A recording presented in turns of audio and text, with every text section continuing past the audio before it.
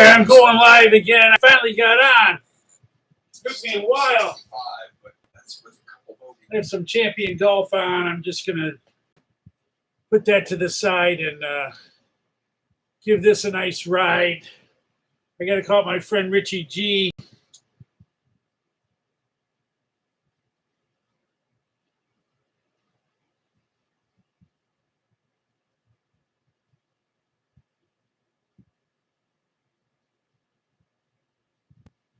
Yeah, I'm going live, but I had to call Richie. Yes. So this is a 28-minute show, and I'm in the know. Ho, ho, ho. Sorry for that little delay at the beginning. It was kind of rude, but trying to get organized here. I'm trying to get things going. Richie, yes.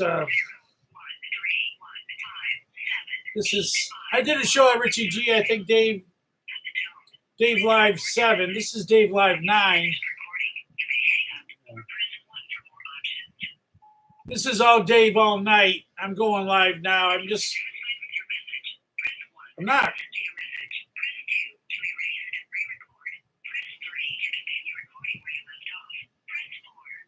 Yeah, they gave me 2 seconds. Yeah. Richie, I'm going live now. I got your messages. You missed me. I was going to church. I was in the supermarket. If you want to call me, I'm going live now. As I'm speaking, I'm talking about you and how you gave me that all Dave all night cue from Davey Lee Roth, the guy you like so much over the years. But anyway, yeah, I'm just here. I have to vent my spleen. And I don't want to be mean, but I could be a little obscene. I'm not bald like Mr. Clean, but don't expect anything pristine.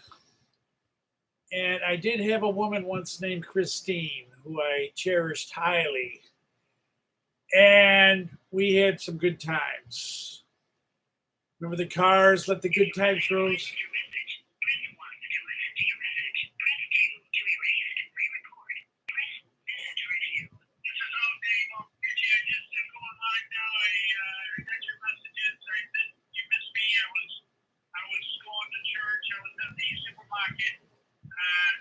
If you want to call me, I'm going live now. As I'm speaking, I'm talking about you and how you gave me that all Dave all night cue from Davey Lee Roth, the guy you like so much over the years.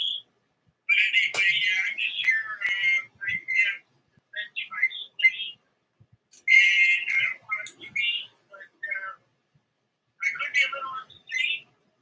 I'm not bald like Mr. Clean.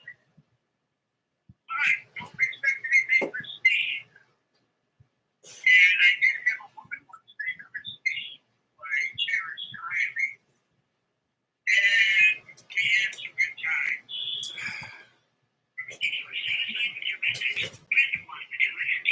I'm satisfied. Press.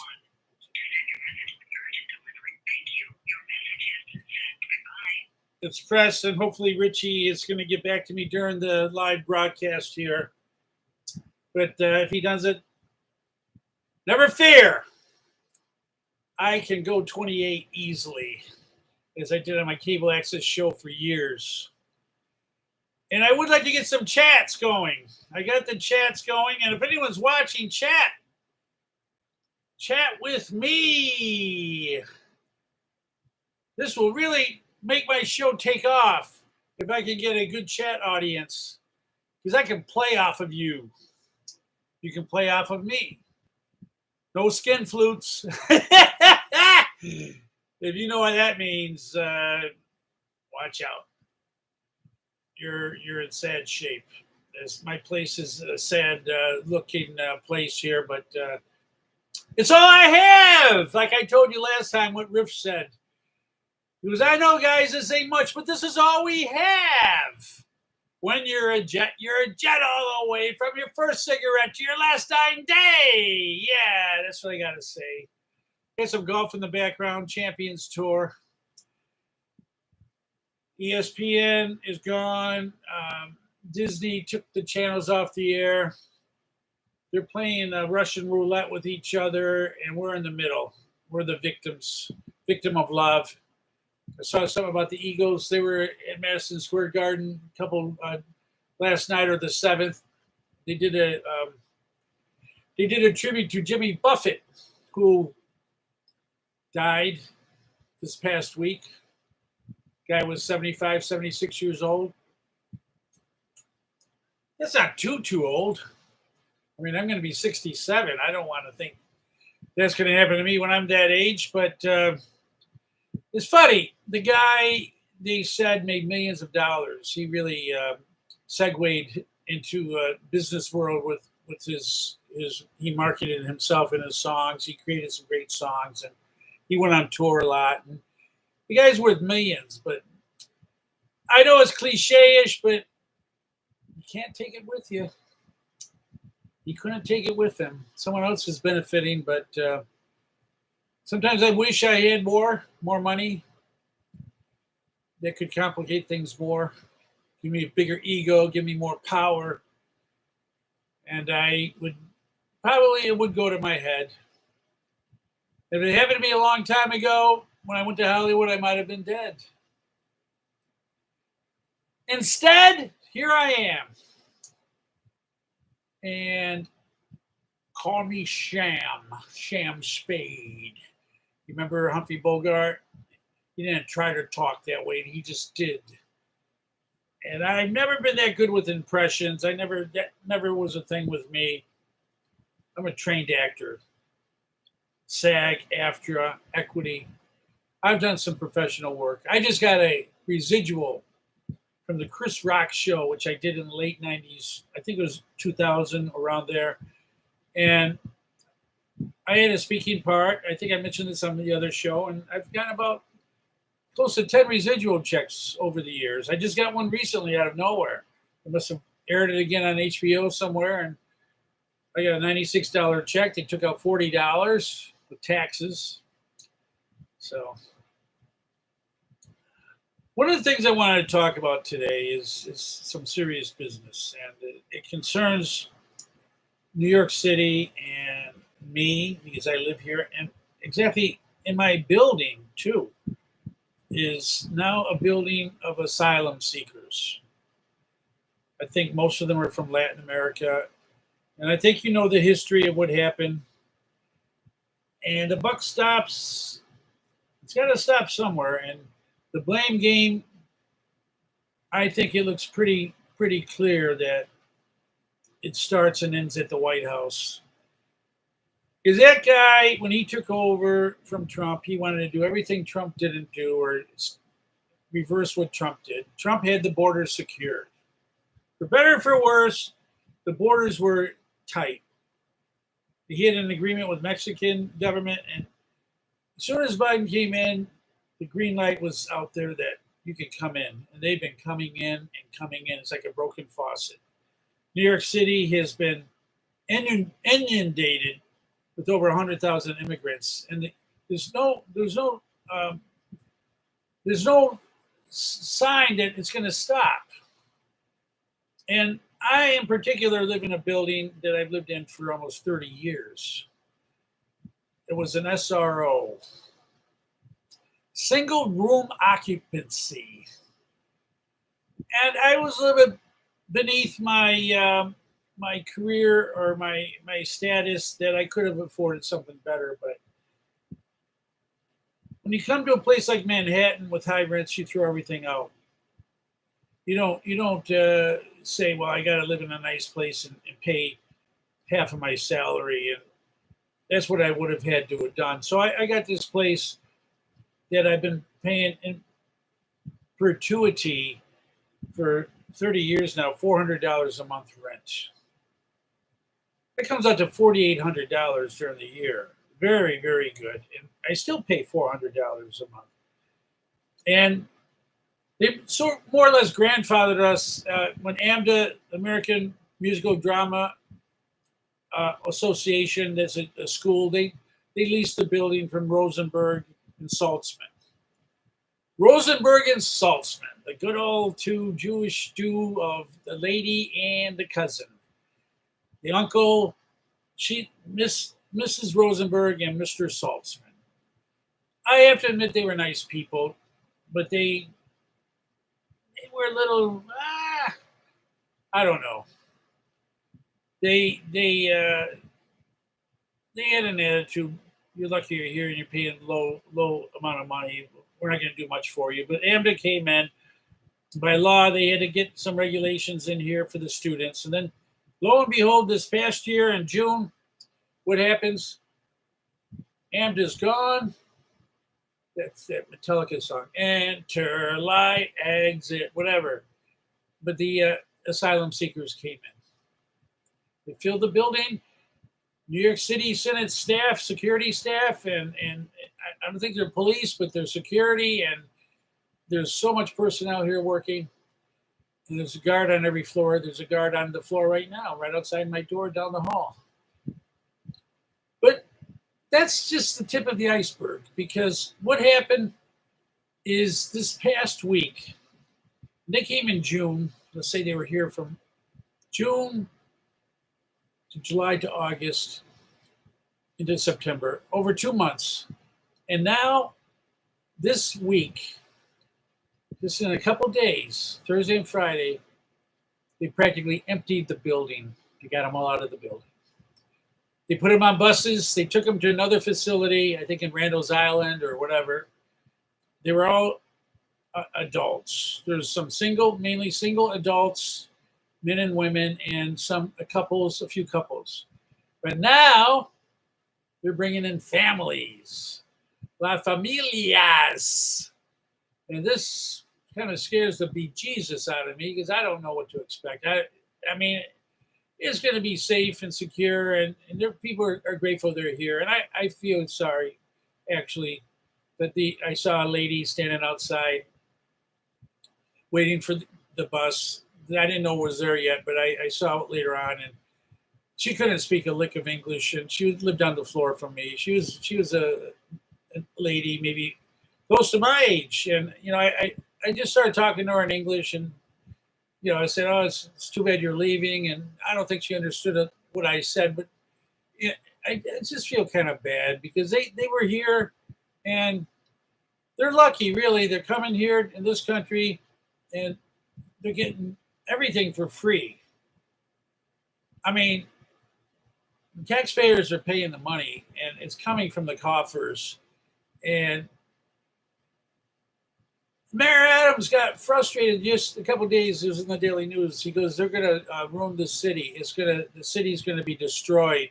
And people got mad at him for saying that, but the guy's frustrated. He's doing the best he can. He can't eat. Kathy Hochul, the governor of New York, won't take them upstate. She knows that's a death knell for her governorship if she does that.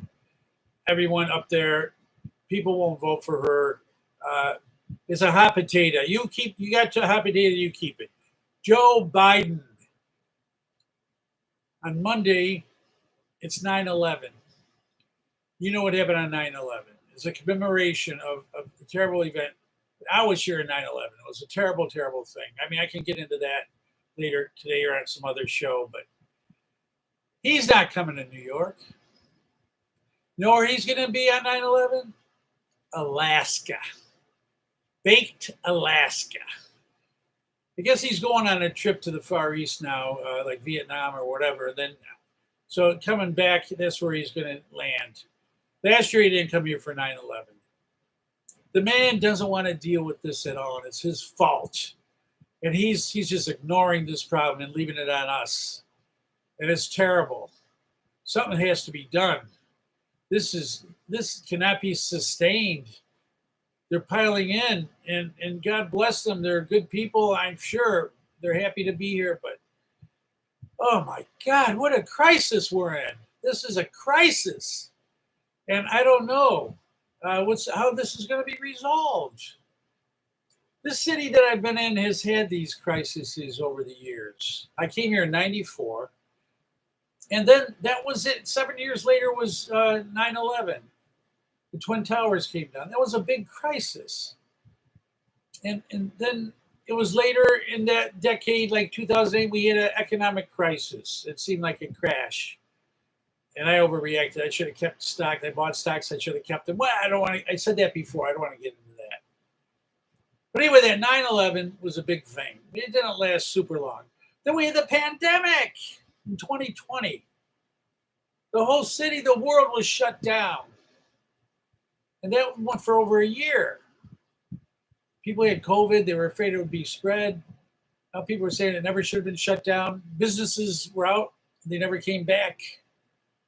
People wouldn't go to their offices to work, and now they say they're finally going. I'm noticing in New York it's like more crowded down.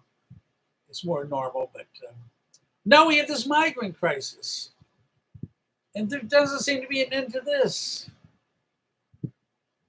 I mean, COVID ended after about a year and a half, and now we're getting back to normal. How long is this going to go before something drastic is done and it's stopped? Right now, it seems like it never will end. I have to admit that when I was in the pandemic, I felt the same way. This is going to go on forever. It's like I'm in no man's land. There's no one around. 9/11, it didn't last that long. It was for about a week or so. I mean, it was traumatic, and it didn't stick. I mean, people were really stung hard by it. But that faded out pretty quickly. I mean, people still commemorate it, and they should. They do it every year. They're going to do it Monday. They name all the names of the people who died. It takes about 2 hours. They do it like at 9 o'clock in the morning. They do it when the towers were hit. They were hit at different times, around 9 o'clock, 9, 10, 10 o'clock. There's 3 hits or whatever. But I'll tell you, that's New York City. And there's not much pity people give us either from the outside, I don't think. But what else can we do? This is a terrible, terrible world we live in now. On top of all that, I have physical woes. And I got arthritis in both of my knees. And it's killing me when I walk. Hey, I can still talk. I'm sitting here, I'm fine. I had to go to work today in Bayside, Queens. I had to walk to the subway station, go down to Penn Station, take the Long Island Railroad, get to Bayside, take the bus, get out, go to my office. And that's minimal walking, I think, and it's not too bad. Then when I was done, I have to go back home. I come back to Manhattan, and then I go to the gym and work out. And I come here, and it was really hot and humid, and maybe that has something to do with my knees really hurting me. But it was really painful. And then I rested up, and I came back here mid-afternoon, and I finally went out and went to church. I go to church every week. I'm a Catholic, and I go to church. I always go a little late. I go about 15 minutes late. I usually try to make it around 15 so I can catch them finishing up the sermon. I come in the middle of the sermon, and they have a couple of readings before the sermon, but I come in and I hit the priest talks a little bit. But I like to get there before then because I like to give to the collection. My alms, ALMS, and it's not a lot. I should give more. But I gave $5, and then they had a second collection. They start in the this time of the year until the summer. Once again, they have second collections. They had one for African bishops or African dioceses or whatever. I gave $2 for that. So I went to church. I go to communion, and and as soon as I get communion, I walk out. I'm gone. I don't wait for the ending. So I cut it short at the coming in and then at the end. And someone out there might say, hey, no good, Dave. You're not doing it right. But I say, isn't that better than not going at all? It works for me. I get something out of it. Why shouldn't I do this the way I do it? So if you don't like it, screw it. I go to the Broadway Market. It's a nice market store, and I got some goodies. I'll have some later on. I've been losing weight. I'm down to like 241 today. That's like 74 pounds from when I started. And I really want to get it down is one of the solutions to my problems with my knees. I don't think it's going to make it go away, but it might help. I exercise. I went to a physical therapy session for the first time, and I got them lined up. Fortunately, my insurance covers everything, my Medicare and my secondary insurance, Emblem Health, because I'm a retired school teacher in New York City. And, you know, that pie in the sky, go to Hollywood. I did go out there, and I had a parallel dream, but I was teaching in LA as a teacher, and I couldn't give that up because I had the benefits. And my acting teacher actually told me once, he goes, maybe Dave, you should not work full time, just work part time, and you might have a better chance to quote unquote make it. And I never did do that. I came to New York, upstate, and I stayed for about 9 months with my parents. And I came to New York City and got registered to be a teacher. I came down here and started in January '94. And once again, I was acting. I did professional stuff. I started a cable access show the following year. I did a lot of stuff. I developed a lot of skills, as you can see now. Oh, he sucks. He sucks. He sucks.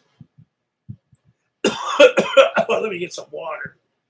I'm choking on my own saliva.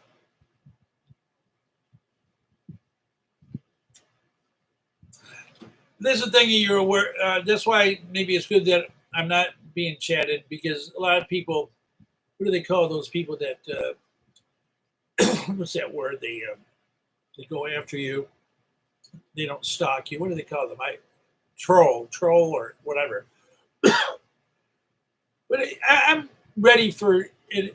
Whatever they give me, I'm ready for it. And I'm ready to respond. But it's okay if you want to chat sometime, or if you see this after the fact and you want to chat. You can see it's Dave Sweeney at DaveGoldShow. That's my moniker, my YouTube moniker. They really did a great job. And you can go Dave Sweeney at DaveGoldShow and just put it on the top there. All my stuff will come up on YouTube. You can click on these live shows. And it's kind of therapeutic for me doing this now. I mean, I just look at myself, I hear myself, and I say, this guy, he's not too bad. I'm talking about myself. It's that little elf that's talking to me. But we are down the stretch. We are down under, let's see, it's almost 5 minutes to go. I always like the announcers on the big races, like the Kentucky Derby, and they're talking. They're going around the tracks. They're going around the track. Now they hit the stretch and they're down the stretch. And yeah, this is like it here. I'm down the stretch. I'm starting to go down this stretch and tie things up, tie things down. Tie me up, tie me down. That Pedro Almodovar film. That was a pretty good film. It was in the Spanish subtitles. I used to have more of a tolerance. I used to go to theaters in LA, movie theaters, and watch the subtitles. I never minded, but yeah, watching it on TV, I can't get into watching subtitles too much, to pay close attention. But Saturday night, usually I have all the premium channels. I have HBO, and a lot of times it's the same junk is on, but sometimes there's a good new movie on or something I like to watch. And this guy on Turner Classic Movies has Film Noir on Saturday nights. His name is Eddie something. So they didn't have it during the summer, but they started it again. They had Doris Day in a couple, and I just couldn't see Doris Day in the Film Noir, playing tough or something. But I thought she was cute in some of those things like Pillow Talk or whatever with Rock Hudson and Jimmy Gardner. I watched the Rockford Files, watch them over and over again. Oh, then again, what else is new? That's me just kind of like stretching. I'm on stage and the wings are saying like this, stretch it out for a few more minutes. So I want to get to that 28-minute mark, and then we're going to go dark. I'm going to say, hark the herald angels sing. That's kind of corny. And sometimes I get horny. It's a pretty lady, and that's the way I go. That's the way I play it. Hetero all the way. SA. Nothing against the other way to do it, but I'm not even going to say screw it. But they do screw it. I screw it. But they screw different things. Hey! All right, enough of that. I didn't put kids down for this, so no one can hold me to task on that. But we are getting down to the 2-minute mark, almost 2.5 minutes to go, and I'm going to be finished. Oh, that got frozen. My face was frozen. And I think I'm losing weight. I'm looking this way. I like the way I'm looking because I've been really watching what I've been eating. I was on the bus, and there's this chocolate frosting can, and I grabbed it. It was 3/4 full. There's these two old ladies. They looked at me, and they must have checked it out. And they said, "Oh, that's good." One of them said it's good on crackers. So I got some crackers. I do get food and things from the street, and it's bon appetit. There's always that risk that it could be poisoned or something. I don't think it is, but I got in the fridge now, and I got these nice wheat kind of crackers, those low-cal types that I'm going to have a little bit of that. I won't have that many, but I'll have some, and I'm looking forward to having a nice night here, watching a little TV. There's no ESPN, but there's still sports on. UCLA football is coming on, and there's another good game coming up. I can watch that. The golfers are ending up for today, the champions. They'll play tomorrow. And I'm just about out of time, folks. We're not even more than a minute. We just got slightly more than a minute. So if you want to chat with me, I put it up here. No one's responding. So I'm not desponding. I'm happy I could do this. This is my skill set that I've developed, that I show that I can do this. I don't have to show anyone anything, but I can do it. And it would be nice to do a show where people would watch and get some recognition and get some money. But I told you before how I blew it. I wrote this play called Blew It, and it was really cool. It's all in rhyme. My friend Richie Guerrero read it with me. And yeah, I told you before about having a repertoire of all my plays going on, and then making videotapes, or getting a contract from somebody like Showtime or HBO to do my stuff. And that could have happened. All could have happened, but it didn't. And I'm not crying over spilt milk, and I'm trying to get out of here. So I'm going to say toodaloo to you, and you are no fool, and neither am I. So goodbye.